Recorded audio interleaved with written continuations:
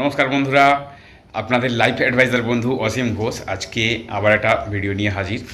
বন্ধুরা, আজকে ভিডিওতে আমি কথা বলবো ফিনান্সিয়াল প্ল্যানিংয়ের ব্যাপারেই।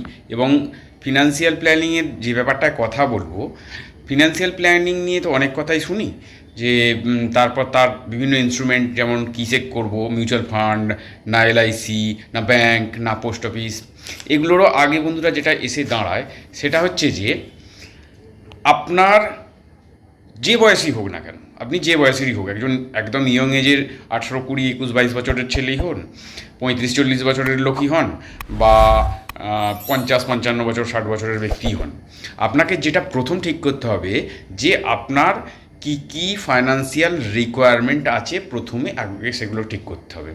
এবং সেটা যে কোনো টার্মের হতে পারে।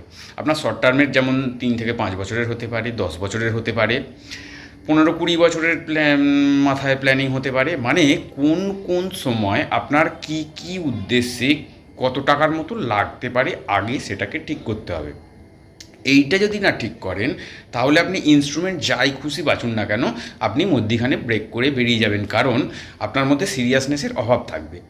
মানে আমি বলতে চাইছি যে আগে যদি আপনি আপনার উদ্দেশ্যগুলোকে ঠিকভাবে নোট ডাউন করেন এবং প্রায়োরিটাইজ করেন, মানে প্রাধান্য দেন যে আমার এইগুলো এই সময় লাগবেই লাগবে, সেক্ষেত্রে কিন্তু আপনার প্ল্যানিং করতে সুবিধে হবে, বিভিন্ন ধরনের ইনস্ট্রুমেন্টের কম্বিনেশান করতে সুবিধে হবে।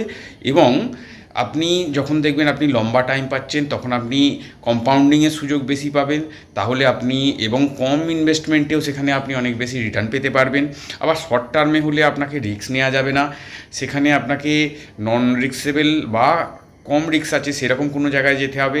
আবার আপনাকে ভাবতে হবে যে আপনার টোটাল এন্টায়ার যে সিস্টেমটার মধ্যে আপনি আছেন, সেই সিস্টেমটা মানে আপনার ফ্যামিলি যেভাবে চলছে বা আপনি যেভাবে চালাচ্ছেন, সেটাকে কিভাবে আপনি বজায় রাখবেন, তাতে যেন কোনো পরিস্থিতি, কোনো রকম খারাপ ভালো পরিস্থিতি এলে সেটাকে যেন অসুবিধে না হয়।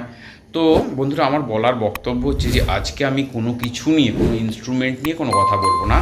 আপনার যেটা আগে দরকার, যে আপনার কোন কোন বয়সে বা আজ থেকে কতদিন পর পর কত কত অ্যামাউন্ট আপনার লাগবেই লাগবে, এবং সেইটাকে ঠিক করা, স্থির করা, তারপর তো বাকি কাজ।